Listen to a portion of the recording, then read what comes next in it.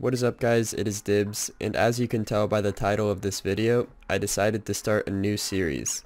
The goal of this series is to help new to intermediate players get better at Valorant, and if you think you're above this level of skill, don't worry, I'll be covering a lot of techniques that will be used in every skill level. Hopefully this will help you guys understand the techniques and strategies that should be used to get better in Valorant. If at any time this video helps you guys out, be sure to subscribe as I will be uploading many more videos on how to help you guys improve.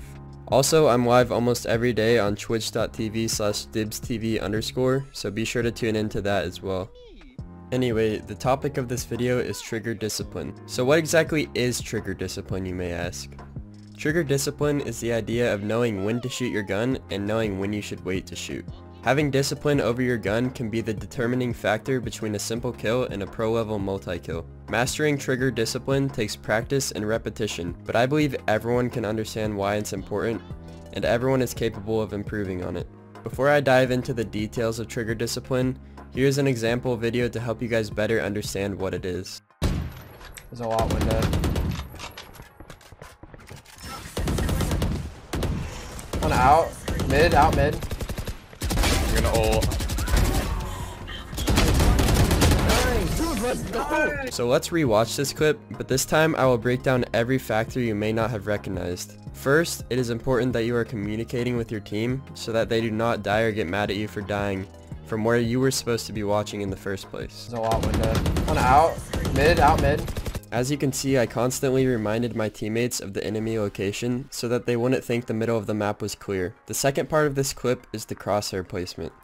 I will make a more in-depth video about crosshair placement in the future, but the basic idea is that you want to be looking at the first enemy you're planning on killing. I know that their Sage is the most important agent to kill, so I aim at her first, and I get ready to hit the one-shot headshot when the time is right. You do not want to wait too long to get the kill, as sometimes enemies will turn around to run away and see you in the corner. Going for 2 kills is usually worth it even if you die, especially when one of the enemies you kill is a Sage. The next important detail to notice about this clip is what you should do after you get your free kills on the enemies that weren't looking at you. When you give away your position, the enemy team is going to be calling out where you are as soon as they notice where they died from. For this reason, it is important to change positions and either run away if possible, or play hyper aggressive if it is not possible to run away. If you peek out quick enough, you can sometimes peek before they call out your position and kill them while they are confused. Even if you end up dying while playing so aggressive, it is usually your only option, and you still did work for your team by killing 2 players on the other team. We can summarize the skill of trigger discipline by creating a checklist. A checklist is a recurring topic you will see in these Valorant tips videos, as they are very helpful to becoming better at any FPS game. The trigger discipline checklist will look something like this. First, finding your position and knowing where the enemies can possibly come from. I knew that the other team would probably not expect me to be in the corner underneath the middle window, and I also knew that the only 2 locations they could come from were mid window and mid entrance, since my teammates had garage and B under control. Second, communicate with your team by letting them know where the other players are at, so that you can minimize any confusion among your teammates. The last thing you want is for your teammates to die from somewhere you were holding and them get mad at you. The third step of this checklist is picking your target and keeping your crosshair locked onto them so that you can get a free kill when you are ready to shoot. Up fourth on this list is choosing the right time to shoot.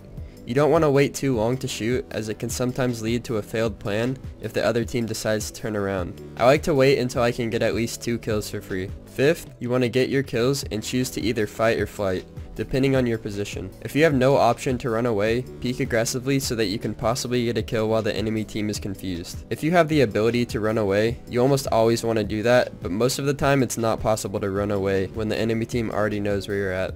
One more example of trigger discipline I have for you guys is this 3K I got on the B site of Split. Trigger discipline is best used when you position yourself in an unexpected angle. Let's roll the clip.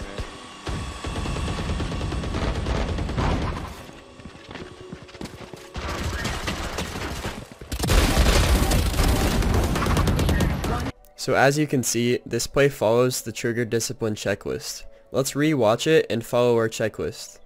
First, I found my position and knew that sometimes the other team forgets to check it. Second, I knew that our Viper player already knew that they were out of B as he could hear them.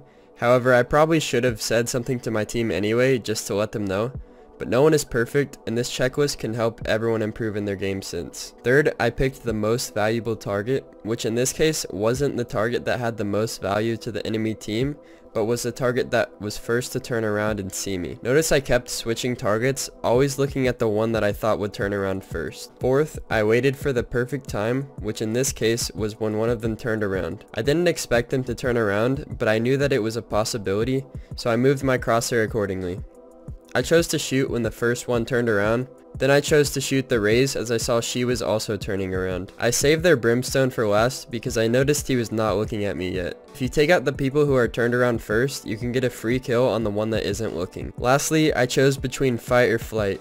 In this case, I was playing as Jett, so I knew running away would be an option. Running away will be the best option 90% of the time if it is available, so that you do not get pre-fired by people that know where you're at. If I had no movement abilities, the best option would have been to jump down and peek B halls, because they would most likely not be aiming at the entrance, but rather aiming up high where they knew I was. So there are lots of good examples of trigger discipline, but this checklist should apply to mostly all of them. As you practice and improve, this checklist should become natural and something that you no longer have to think about, but just act out as a second nature. Hopefully by now you guys have learned something about knowing when to shoot and when not to shoot, and if this video did help you guys out, leaving a like would definitely help me out a lot. Also for the comment section, I have a question for you guys. What Valorant skills would you guys like to see me talk about in a future video? I try to respond to every comment, so be sure to leave one if you are interested. Also, if you guys like the background music, credits go out to 808 Mango on SoundCloud. He makes some amazing music, so be sure to check him out. Anyways, thank you guys for watching, and I will see you next time.